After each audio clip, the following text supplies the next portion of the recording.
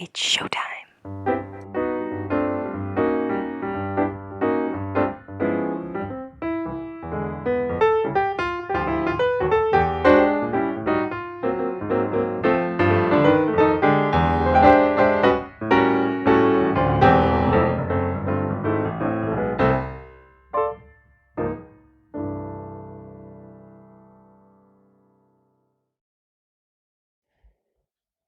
Hello and welcome to Musical Lyrical Lingo. We're your hosts, Tim And LJ. Today and every week we will be discussing musicals, but specifically what they taught us.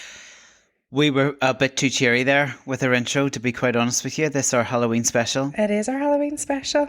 Yeah, I didn't really think of that. Do we go again and give it a bit more? No, mood? because I have felt really uneasy all day because we're doing this. So I don't think... Is this one of your five? Yeah. Yes. It is. And This is the five musicals that gives Lauren the heebie-jeebies and she can't cope with. Mm-hmm. And this is one of them. And I've had to listen to it and research it. And I've just felt a bit blech. Have you? Yeah. And I think... But it's brilliant, I mean, it is a really good musical. Yeah. But I just feel uncomfortable about it. Does the music and the songs just strike you with fear? Yeah. Well then, job done, because that's exactly what he was looking for when he wrote the thing. Exactly. So he did a good job. He did a good job, and you're starting to rock and sweat as well. Yeah. Oh, bless you. I know, it's okay. But do you want to just talk about a different musical then this week? No. We can still, because we've done enough research. And do you know what? At least after this episode, it's ticked off your list. You'd never have to listen to it again. I know. True. Yeah, that's okay. Let's always look at the bright side of life. That's atrocious that you would never listen to this musical ever again for the rest of your life. No, I just wouldn't listen to it as much or feel like it's consuming me. I do feel really uneasy. It does. It gets you on the edge of your seat. Yeah. Oh, I love it. I mean, we've kind of gone straight into what we're talking about this week. Just because it's our Halloween episode, and I went, we're a wee bit chirpy, we need to be a wee bit wah, and then you started to freak out. Yeah. And you're only a couple of minutes in. I know. Shall we share some good news? Yeah, go for it. We won an Irish podcasting award, guys.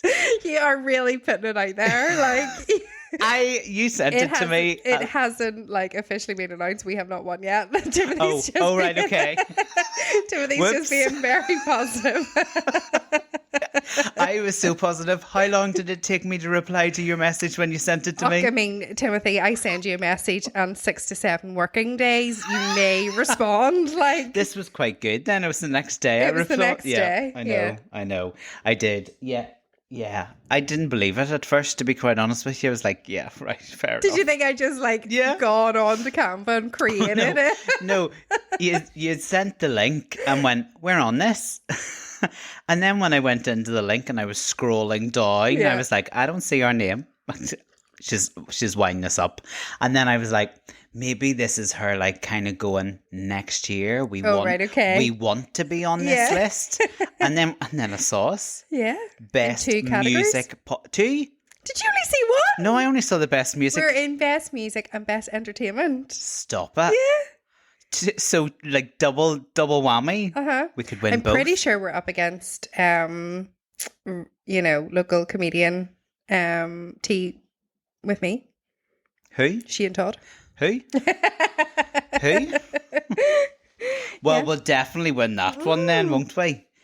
It is very nice to be nominated. It is, and recognised. So how do people vote then? Well, if you go onto our socials, it's irishpodawards.com.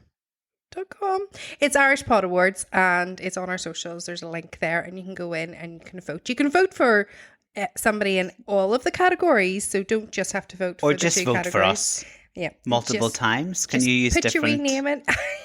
different email addresses? Pseudonyms. Yeah, please.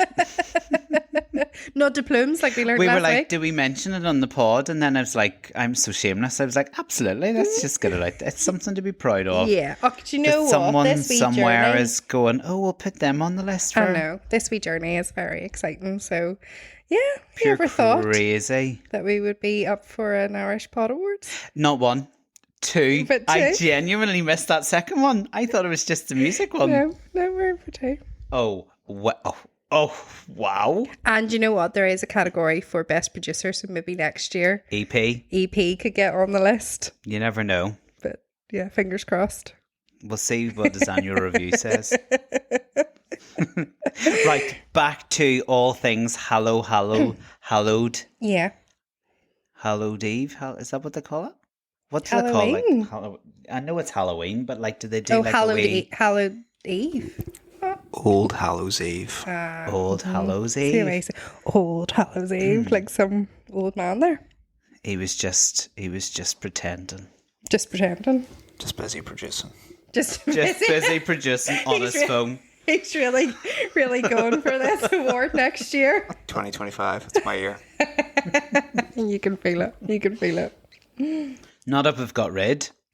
By then, I'm only joking you, we would never get rid of you. I also thought you meant like got rid of the podcast. I was like, is God, this no, you? just got rid of our producer. Me, is this you saying, no, I'm done with Guys it? have something to tell you. No, not happening. Mary Poppins has been in contact. Definitely not true. Okay. Lies. Okay. So, do you want to tell them or will I? The scary Mary that we're looking at today. The scary Mary that we are looking at is Sweeney Todd, the demon barber of Fleet Street. Attend the tale of Sweeney Todd. Oh, I actually do have the shivers. Just It's don't like amazing. it. Okay, it is a very good musical. It's 1979. Music and lyrics by Stephen Sondheim and The book legend. by Hugh Wheeler. It was based on the 1970 play, which I did not know about. Yeah. Which was called Sweeney Todd, and that is by Christopher Bond, and he is was an artistic director of the Everyman Theatre in Liverpool, which is quite a famous theatre. But Sondheim went and seen the play, and then felt, ooh, okay, this definitely has legs. But he felt that by adding music to the play, it would certainly increase the drama, and it does. It really does. It's like, Sweeney Todd is kind of Stephen Sondheim's like love letter to England. It's quite the love letter, isn't it? Yeah, and it's funny because even though it's set in Fleet Street, London, New York really, it's like their musical. Like it's Broadway's musical as such, because people will say Sondheim and Andrew Lloyd Webber are like similar or in the same sort of like band if you were going to put them together. So this kind of came at a time like, Phantom and Cats, those big spectacular musicals, and this was Sondheim's like going to watch something and feel immersed in the theatre and feeling like you were watching something massive because the sets were bigger and music was louder and all of that. Yeah, it's love letter of a twisted stalker type, eh? Yeah. Sweeney Todd, who slices people's throats and dumps bodies down chutes and then has them baked in pies. Yeah, it's not the liveliest. Yeah. I mean, you certainly don't leave Sweeney Todd feeling happy. No, yeah, that's fair. Yeah. It is a wee bit creepy. There are fewer blacker in tone, or that better charter the decay of a soul touched with evil, racked with rage. I don't like it. I don't like it. I don't like this feeling at all. Honestly, I've worked so hard in this episode just to make sure I freak. You're not going to sleep tonight. No, don't. Freak you out. The 1979 stage production of Sweeney Todd never went into profit. I know. Yet this gruesome tale of the Barber's Revenge has become Stephen Sondheim's most popular show, thanks to many revivals, reimaginings, and a major movie adaptation. When we talk about movie adaptations, it was major with Johnny Depp as Sweeney Todd and Helena Bonham Carter, isn't that right? As Mrs. Lovett. Love it. Oh, see what I did there? There might be a few wee puns as we go through this evening. Do you know what I mean? But yeah, I very much enjoy it. The original production opened on Broadway in 1979, starring Len Carew. Carew, yeah. Who was famous at that time. He had just been in a little night music. And then, the wonderful Angela Lansbury, who had done a revival of Gypsy, I think. And then Anyone Can Whistle.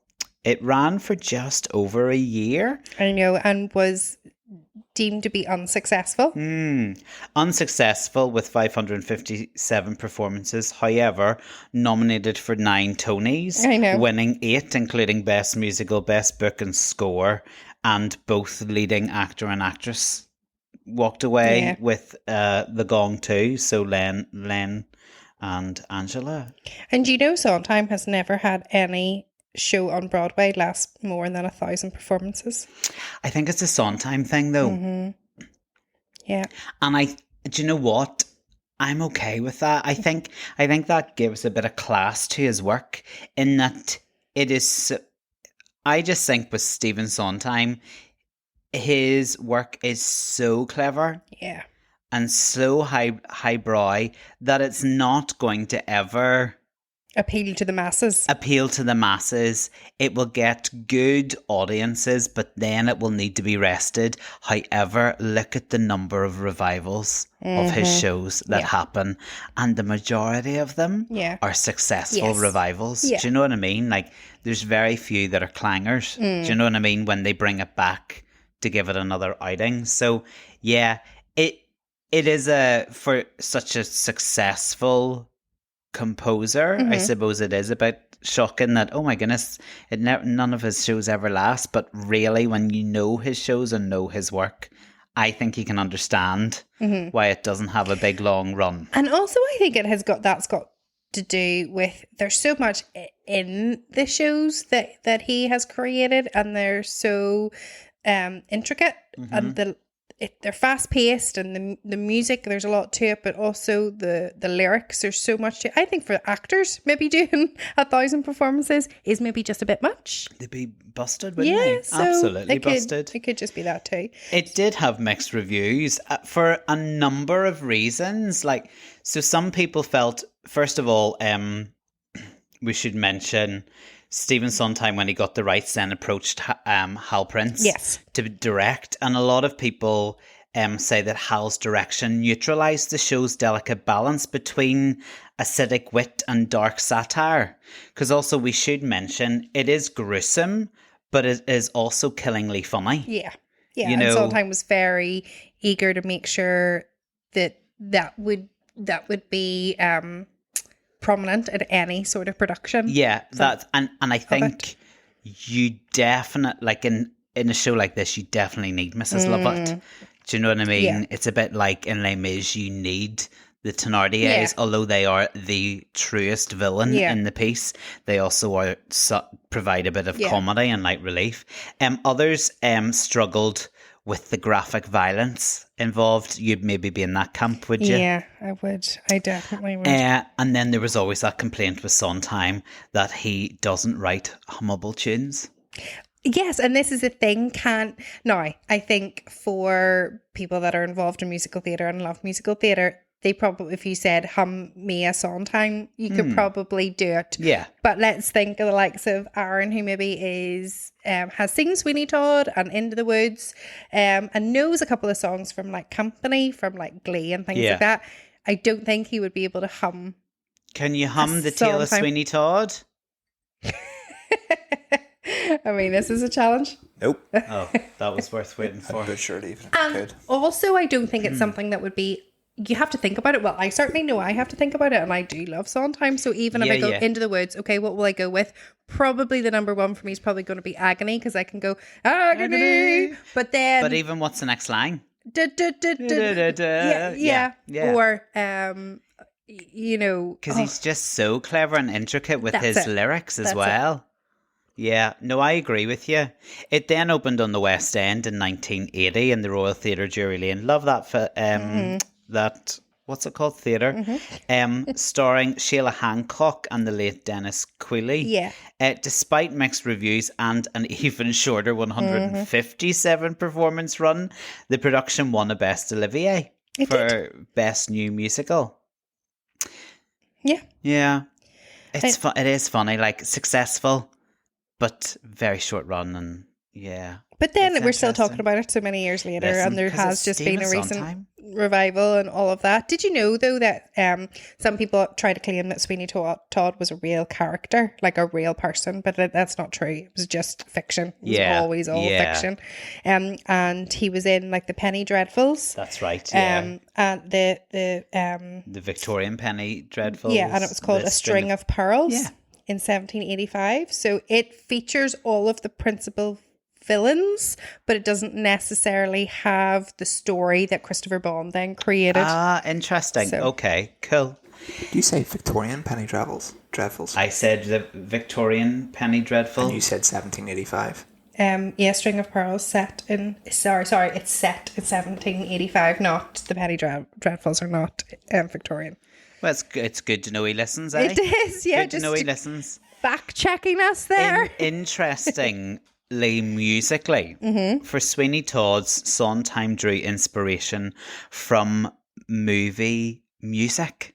Oh, really? Yes. Oh, okay. And when I discovered this, I was like, it all makes so much sense now. Like that Because- anticipation. Yeah, and just the sound of the music, like you okay. 100% could hear it in a horror film. Do you know what I mean? Yes. Yeah, so he set about composing what he later described as horror movie music. He set the entire show to music using sung dialogue and underscoring to create film-like tension. 100% get it. And he incorporated some music from Die's Irae, Irae, Okay. which is also, I think it's called Day of Wrath, or it's translated into Day Okay. of Wrath, and is used at funeral masses. Oh, okay. And he actually uses bits of it yes, I did read in that. some of the Yes. songs that we might get onto when we get to our musical lyrical lingos. Mm-hmm. To heighten the sense of grandeur, he scored a few of the characters for voices with some classical vocal training, requiring a strong bass baritone Mm-hmm. for Sweeney and a soprano for Joanna. Yeah. And then for the final climactic 20 minutes of the show, Sondheim's main aim was simply to be frightening. Yeah. As he said, Ooh. it was just a matter of, okay, let's scare them. Yeah. Oh, and I get And he it. did it. Oh, we did. Yeah. Because look at you, you're sitting know. there trembling. I know. It just, ooh, it makes Yeah. me feel funny. Makes me It's feel something funny. about the violins, like the way he scored the violins in that show. It's just like, you know, that and I'm like, oh my God, something bad's gonna happen.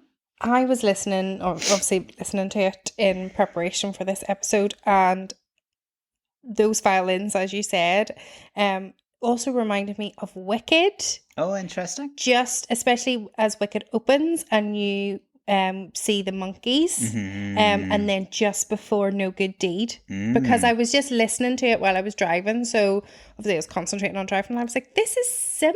I have never, that part in Wicked always makes me feel Yeah, the uncomfortable too scary, too. most like Yeah, like eerie, climatic kind of moments. Just remember you saying about the violins. Wasn't it Bernard Herrmann that did the music for Alfred Hitchcock's Psycho and Vertigo and all that? And it's that staccato use of the violins, which okay, so is quite impactful and probably could be That's part your of the horror. insp- Yeah. That's your horror film music right there. Isn't it? Yeah, it's sort of set the tone. tone. See, the trope. I'm a bit funny in that I don't watch horror movies. No, I would just wouldn't Like I watch them. can't watch horror movies. To be fair, I went to the cinema and to see Men in Black, the first one, and jumped and screamed so much, and no word of a lie, ended up in the row behind me. Yeah, Never heard Men in Black being described as a horror movie. It was a horror movie. Let me tell you. See, when that alien jumped out, I jumped into the row behind me. yeah. No, I don't like Men in Black. I don't like anything scary. So, Aaron not loves horror movies, and our eldest is really into horror movies, which is not something I know. That innocent, sweet-looking I know. young lady. And yet our son is like me. So Yeah. the last Halloween news went through a series of just watching like all the screams back to back and Halloween No and all way. of I that. can't Yes. do the screams at all. And me and Ethan Chutney, went. is that her name? Chelsea? What? What's the main character's name? Sydney. Sydney. There you go. Courtney, Chelsea, close. Well, me and Ethan, our youngest, we Disney. were like, we're going to go and watch Labyrinth. And then I was like, even then, I was like, we'll watch. And I think we ended up watching White Chicks or something.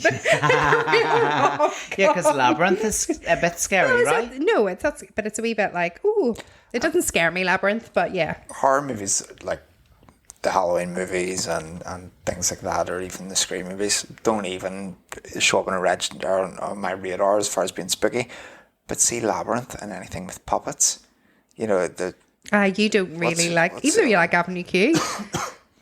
yeah, But I suppose puppets doing comedy is slightly different. Those from Jim Henson style ones. Yeah. You know. Oh, what's that one? Like the fantasy. Dark Crystals. Dark Crystals, Freaks yeah. me out. Yeah. No, Yeah. I'm out. Things like that. But then you don't like clowns, but you can can't do watch. clowns. You can watch It. Yeah. Oh gosh, no. Yeah, it's weird. It's weird, but no, I can't. No, I can't do any type of scary movie. Like I just don't like it. 1000% with you. But this is okay for you. Yeah. That's weird. No, see, Isn't I'm it- still feel this. But like, odd. I mean, like, you'd know what's coming. He's going to cut their throat and throw them down the shit.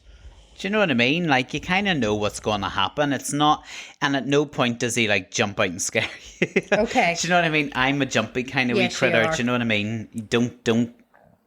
I mean, people walk into my classroom of an afternoon when all the kids have gone home, and if I'm busy doing something and I didn't hear them coming in, I yelp. I'm like, whoa. Do you remember that time my dad jumped out and scared us, and you ran up the lane 1000%. and like just left me? And also, my heart didn't stop like racing for about 3 hours after. Like Dad had to like go and shout at the lane, like Timothy, come back, it's me. okay. Yeah, that night I thought I was dying. Sharp I thought, survival instinct. yeah, You know, just if you watch run. those horror movies, if most of them just ran, they would have been all right. Yeah. It's Oh, people listen. it's people like LJ who just stood still. Yeah, I'm not brave enough to investigate or inquire. I've no interest in knowing. I'm gone. Yeah, you're a See survivor. you later. Good luck. And if I'm with you or somebody else, good luck to you. You're on your own. Because I'm out of there like a bat out of hell. Do you think the Sweeney Todd doesn't scare you so much because you get the payoff of a song? Stay with us. We'll be right back. Love the catchy tunes and insightful discussions on musical lyrical lingo? Why would you not? Now you can reap your fandom. Ooh, we've got fans. And show off your love of all things musical theatre with our exclusive merchandise. Ooh. From comfy tees, T-shirts. mugs to stylish tote bags, we have something for every fan. Our designs are inspired by the show's iconic themes Because we are so iconic. and featured playful quotes, alpha, and graphics that will have you humming along I will never work again. wherever you go. So head over to our merch store now and start shopping. Spend your money, people. And don't forget to share your pics on our social media using hashtag podcast musical lyrical lingo merch. We love to see our fans rocking our gear. Yes, we do. Happy shopping. Yeah. I mean, I think a singing barber who cuts throats is probably less scary than a actual barber, or like, you know, a movie barber who So cuts do you throats. think if you just watch this as a film, it would scare you, but the Yeah, fact probably. it's a musical, it's okay? Although I don't know if the film would scare me now that the first time I was Introduced I to the got story? introduced to Yeah. it was the musical version. Yeah, Do you know what I mean? okay. I'm like, Aki's just going to cut his throat now. Oh, here. Okay, that's all right. Get ready, here it comes. And you would think a part of it as well is if you went to the barber's, you're putting yourself in a vulnerable situation where there is somebody with a razor or a pair of scissors, and you're sitting there and there's a lot of trust. You're sitting there where you think that would be something you could associate with. I've actually never thought of it. The vulnerability involved in that, and Wait, no, you're going to terrify me. Because, I'm not like, going to go do to you the know, barbers. I No, bald. but I don't this go to is the the thing, like- barbers. So, like alright. you would see other like movies and stuff, or like TV series where like, you know, like they slice the throats and, you know, like Spartacus or whatever. That's very gory and I struggle with that. But I don't seem to struggle with Sweeney. You just love you're Sondheim. more likely to come in contact with a barber with a razor than a Roman soldier with a sword. So. You just never know these days. People dress up in all types of things. Did you? Not the parties I go to. I think probably the success of this musical also is its many revivals, as you've kind of said. And what's, I think, really nice about this is there's been so many revivals and they've all been so very different. Yes, I over like the years. this. Yeah. You know, I think it is a piece that is very open to interpretation, which just gives it so much legs for the future. And I think it's a Sondheim thing, because I think if you look at all of his, true. they are very open to being done very But I don't differently. think he has ever, I know that he's dead now, but I don't think he ever closed off a show. I don't think he ever said it and said this is how it has to be. No, I don't think so. Which is, as you said, is lovely though. I mean, over the years, it's like Sweeney Todd's have ranged from full scale operatic productions to wee intimate treatments. So John Doyle's stylized West End interpretation in 2004 featured 10 actor musos, and the production then transferred to Broadway a year later and won 2 Tony Awards. Yeah, and that's the one that had Patti LuPone in it. Yes, that's right. And then in 2012, in the West End revival, it starred Michael Ball and Imelda Staunton, and it was highly acclaimed and won 3 Olivier Awards. And it was different because it was just set inside the pie shop. Well, that's it, yeah. So, was that the same one? Was that the 2012 West End revival one? Yeah, it's the I don't one think. No, I'm pretty sure the Was one that with not the Imelda. London 2015 one, Oh, where there maybe it was was. 2 productions running alongside each other? Okay, sorry. There was one full orchestral concert staging in the English National Opera, and then a version in a pie shop on Shaftesbury Avenue. Okay. I don't think Michael Ball and Imelda Staunton would both be able to fit into a small pokey pie shop somehow. I mean, the crowds that they would have drawn, I think they'd have been queued up round the corner.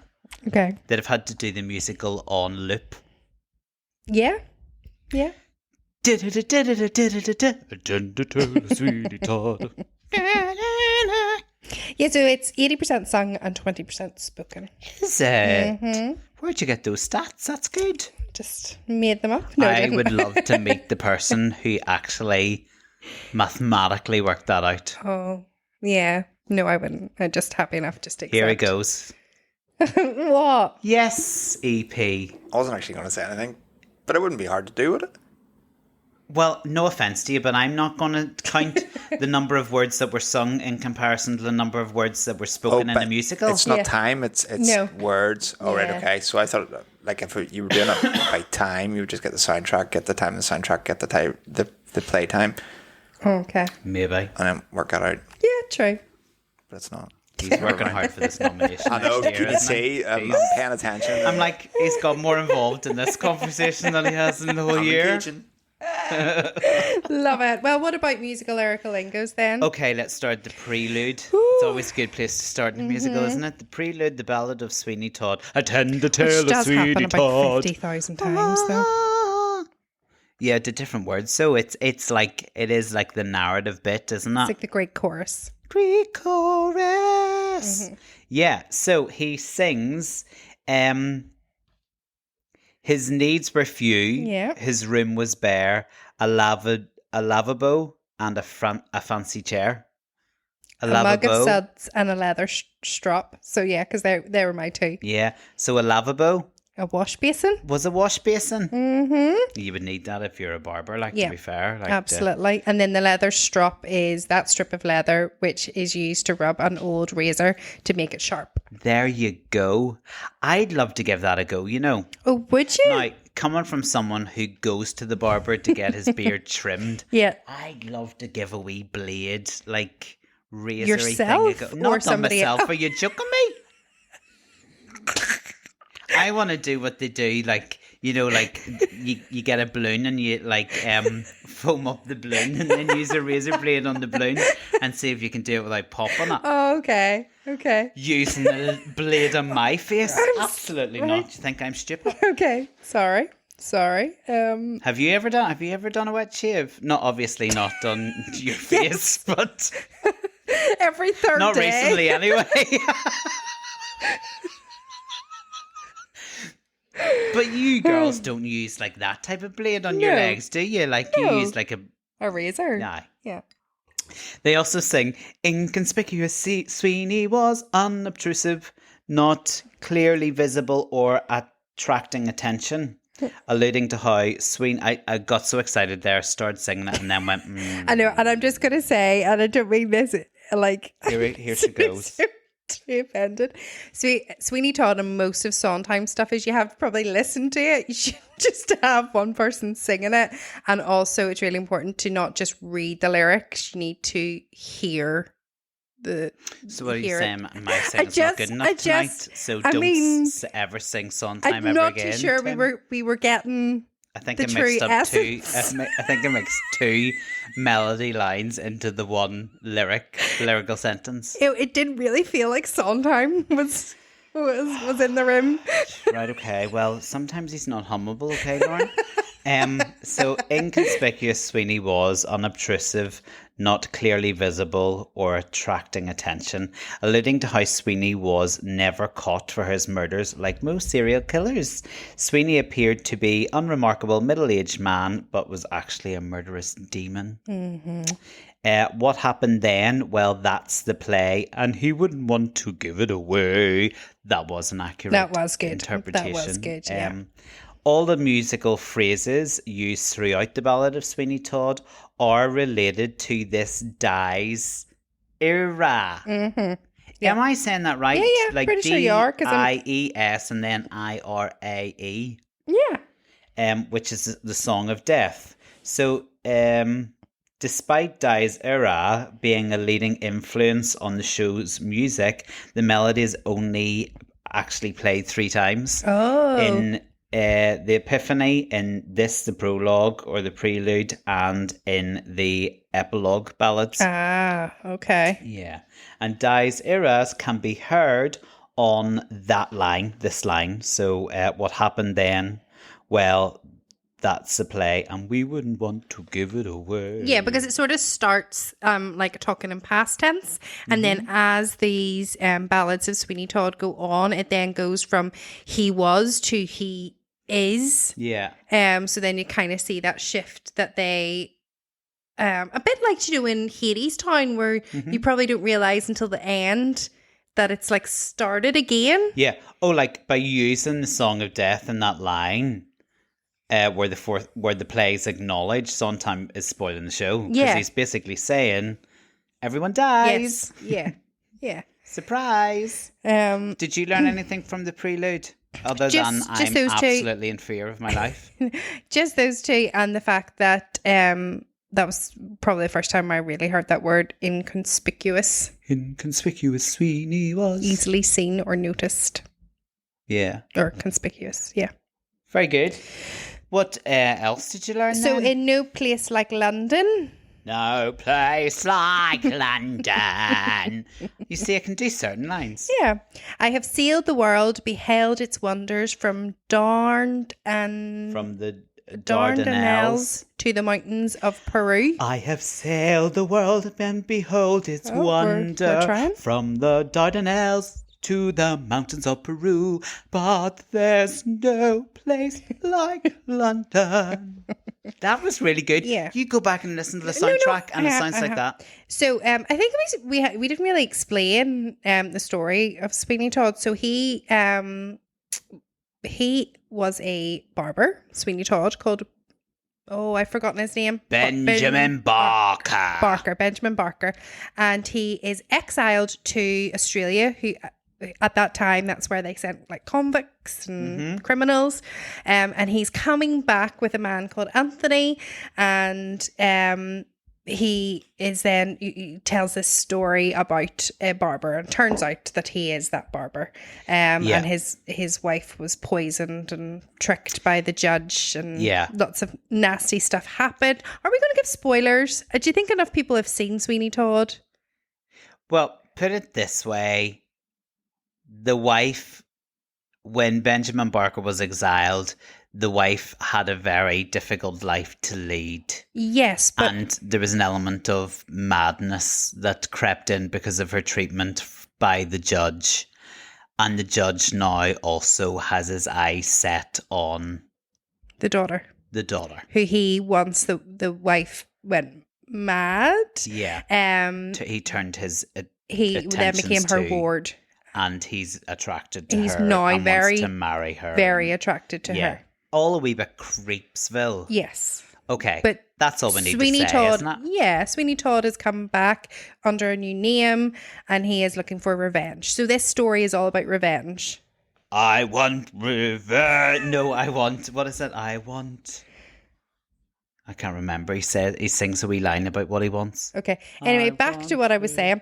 So that Dardanelles. I started to research it and then it looked like too much like geography and I got a wee bit confused. So it's one of the world's narrowest straits used for international navigation. And is it in Turkey? Yes, that is correct. Okay, there we go. I learned something. And by mentioning Dardanelles and Peru, it shows just how well travelled Anthony was, despite his naivety. Yeah, because Anthony's quite naive. But I also thought like that meant that he's probably a lot older than maybe how he's played in the. No, just that he's.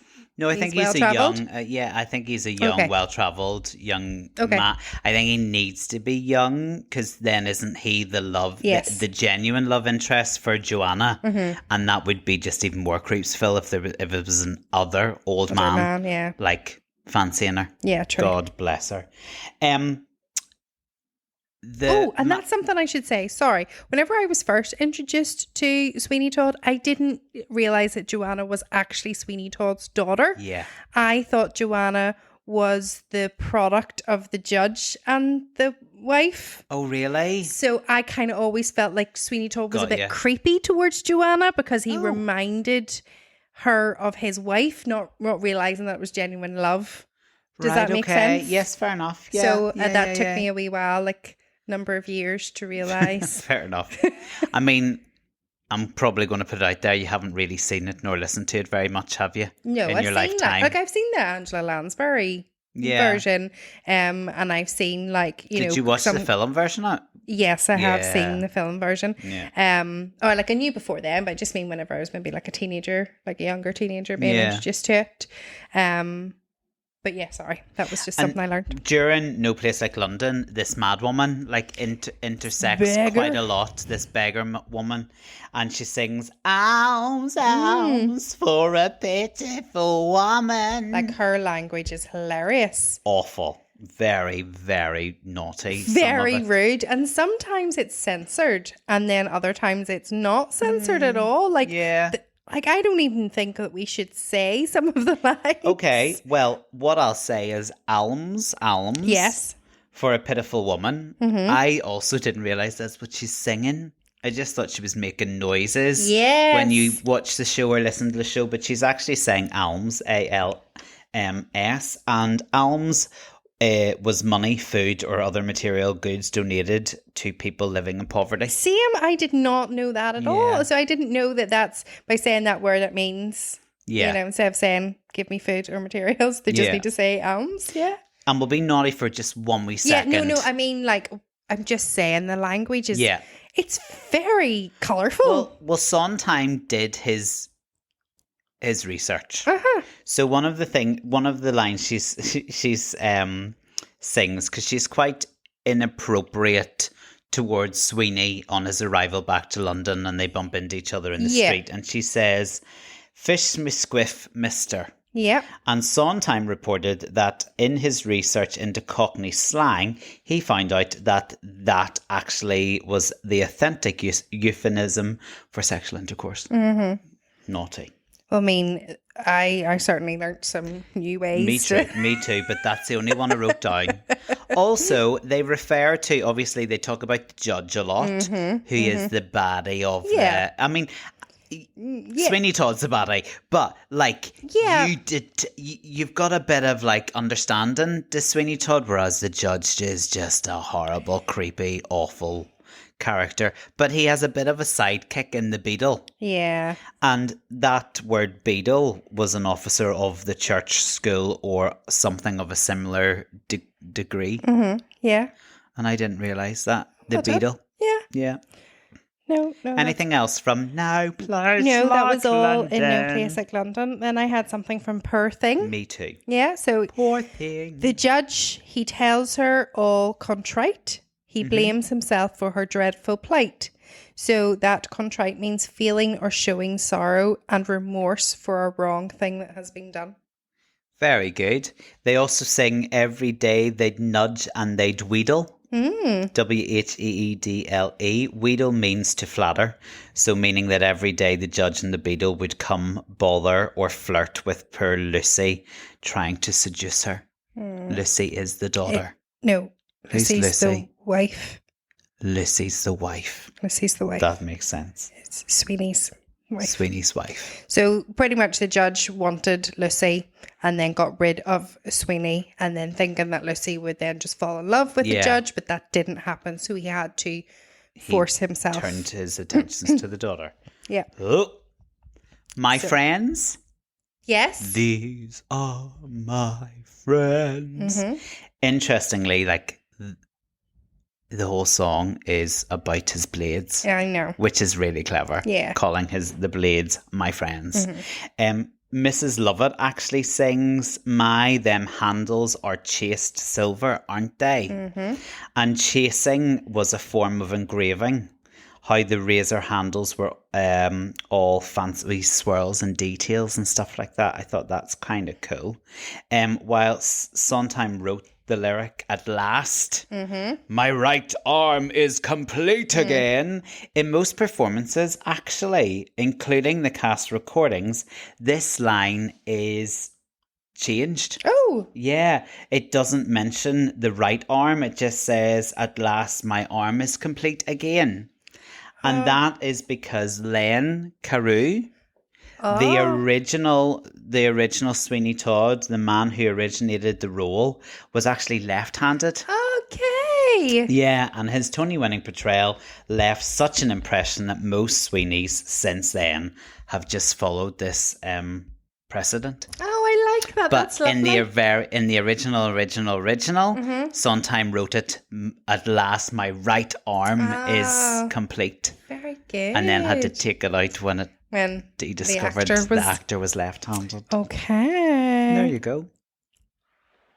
Very good.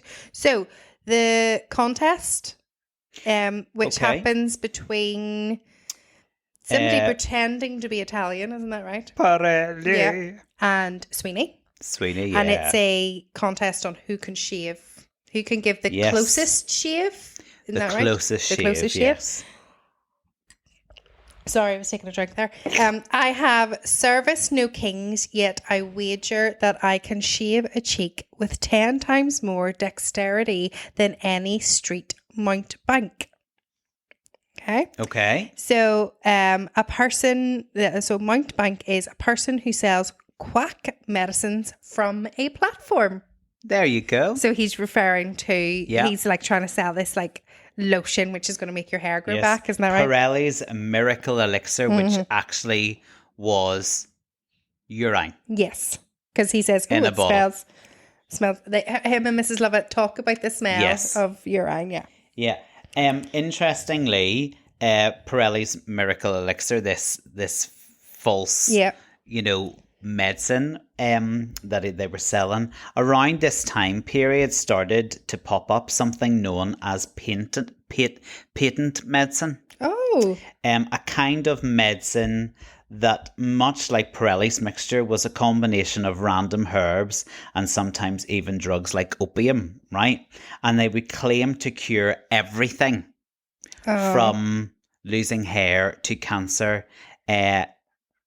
and was also known as like cure-alls. Right. Okay. But they actually cured nothing. Nothing. Yeah. And this was unfortunately because at that time, doctors could not be trusted.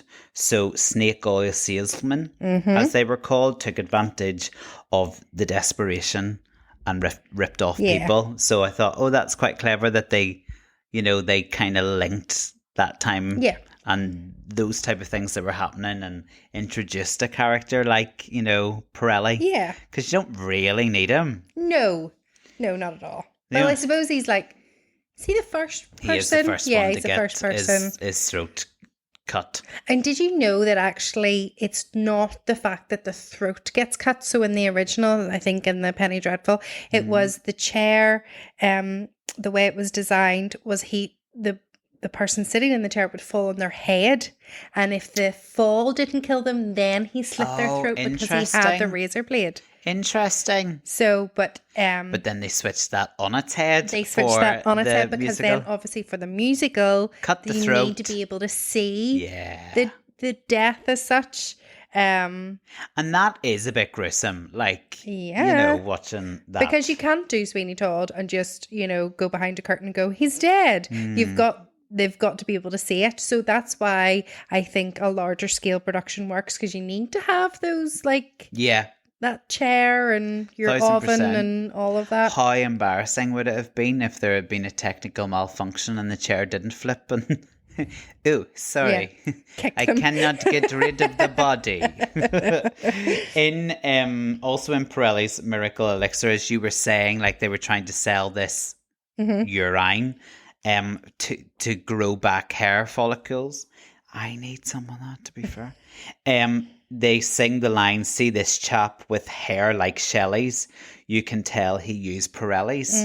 And there's the Shelley's reference is a possible reference to Percy Shelley, who was famous. He was a famous 18th century poet for his luxurious windswept hair. Yeah. Did you know that? Oh, very good. Yeah, they all had posters of Percy Shelley on the wall. Anything else from Pirelli? No. Do you have anything from Greenfinch and Linen Bird? No, I don't like that Were you song. not impressed? No, I don't like that song either. But bloomin' heck, how many different birds could they get into the one? I know, there was a lot of birds, I suppose. That was something I learned. Linnet bird, nightingale, blackbird. And then you've got ringdove and robinette. And then the lark. Yeah. And then they sing the line, my cage has many rooms, damask and dark. Oh. Damask was a woven, reversible, patterned fabric or upholstery of the time. There you go. Google it. It's not. No, not that I mean, nice. I don't think you'd cover All right, this okay. this front room in it. Like, Yeah. I struggle with that song because, but maybe it's just, maybe then how Joanna appears like later on whenever she's like, oh, Anthony, and I feel like she's got like a wee bit of like fight in her. She's like, oh, I know he's going to marry me off, like it's Friday and Sunday, yeah, and it's that well, this one I feel like she's so, oh my goodness, look at me. Yes, it is a wee bit whoa, isn't it? Yeah. It's like, teach me how to sing. Yeah, You're well, singing to Birds Love. Yes, I just don't get that. But I think it was because it's also quite a short song, isn't it? maybe just was a way it to just introduce an her? introduction to the character? Could be. I suppose. Oh, this is Joanna. Yeah, though I She's think this could sweet have been and a better song, maybe. I don't know. My I don't know. goodness, Sondheim. Anyway, Could you just write a better song, Sondheim, for Joanna? That'd be really appreciated. Wigmaker. They mentioned Bedlam, the word Bedlam. Bedlam. And, which is a word generally used for psychiatric hospitals. I can almost speak. And sometimes used sometimes used for uproar. You'll be, oh my goodness, it's Bedlam. Yeah. That's just a reference to the madhouse. There. So that's where Bedlam came from. It originated from the madhouses. Interesting. Yeah. That's that is interesting. Yeah. Okay. So that's all my musical lyrical lingos at the lyrics and the songs taught I've got me, one but more. I'm just saying that's I've only got one more. So actually yeah. I'm very impressed. You got just about the same as me. In A Little Priest. yes. Which is in A Little Priest. That's a song where basically Love It is talking about the different contents of the pie, maybe. Isn't that right? That you could have poet, or you could have the songs prior to that is she sings The Worst Pies in London. I'm not even These going to try. are the worst pies. In London. And she talks about our wee mate up the road who is using pussycats. Yes. And how much can you fill a pie with pussy? It's, you know, all of the language is interesting. And then Sondheim was a wee bit naughty, wasn't he was. And we have the first death. First murder, and she's like, but meat is very expensive, so we already know that this is a problem with her. Times are hard. But we could fill the pies with the Whatever meat here, so why don't you try a bit of priest? Why don't you try a judge? Why don't you try a politician? It's oily, it needs to be served with a doily. Or the marine always tastes from where he's been. Yeah. Ugh. Yeah. Disgusting. It's a struggle. She also sings it's fop in the pie. Oh. Finest in the shop. Oh. And I didn't know what a fop was. FOP. A fop is a man who is concerned with his clothes and appearance and an affected and excessive kind of obsessive with image and what he looks like kind of person. Right. Okay. A narcissist. Yeah, kind of like that. A fop. Ooh. Okay. A bit of a fop. So Finest. this idea of meat pie, it's not like new, you know, like eating people within a pie. Can we just talk pies for a wee minute? Can I just get this out a wee second? Okay. So meat pie, it's also in Shakespeare's Titus I can't say words. Androgynous, is that the right word? Titus androgyny? No. Shakespeare's play. But Titus I mean, androgynous. it's a bit gross eating humans. Okay, yeah. But then I suppose. No, there's no suppose. No, it is There's a bit no gross eating. suppose. But it's gross. Imagine that's us thinking that and we eat meat. Imagine being a vegetarian. You're probably going, yeah, it is a bit gross. God, we're going down this route. But this is also why I don't eat pork, because it's a wee bit too close to humans. How is pork any different than beef? No, it definitely is. Definitely is. So I'm like, that song really grosses me out. Well, yes. You know, cannibalism isn't attractive. Are you sure? Oh, 1000% not attractive. Okay. Yeah. Can I bring it back to something a wee bit more cheery? I know it is our Halloween episode. Yeah, go for it. What makes a pie a pie? Oh, it's the filling. You reckon? Yeah. I would say it is the surround The crust. Right? I am sick and deaf of going to restaurants and they have pie on the menu and it's a casserole with a puff pastry top. That is not a pie. That is a casserole with a puff pastry top. A pie is crust the whole way around. The bottom's crust, the sides are crust, the top's crust. That's a pie. Okay, yes. A pie is enclosed, meat enclosed inside a casing. Of pastry. Yes. Does that not really I totally get it. Yes. It drives me. Because the pastry is the best bit. He's irate. I am irate. Like, give me a blade now, and I can't guarantee you're not safe. No, I'm joking. It really annoys me when you go out for dinner and you like order the pie and you're very excited for your pastry covered pie or pastry enclosed. Mm-hmm. That's a better word, isn't it? And a blimmin' casserole dish appears on your table. You ordered the pie, but you get served the lie. That's correct. Thanks. You wouldn't do it with Sweeney, would you? No. I think the next time you go to your restaurant, you want to order the pie. I think you should ask, is it an enclosed pie? Or is it a casserole with a puff pastry top? You went cheap. Cheats. Anyway, sorry. It just really destroys my happiness. We can tell. Can you? Yeah. You've made that quite clear. Times are hard. Quickly, we'll talk about the 2007 film. I know we mentioned it.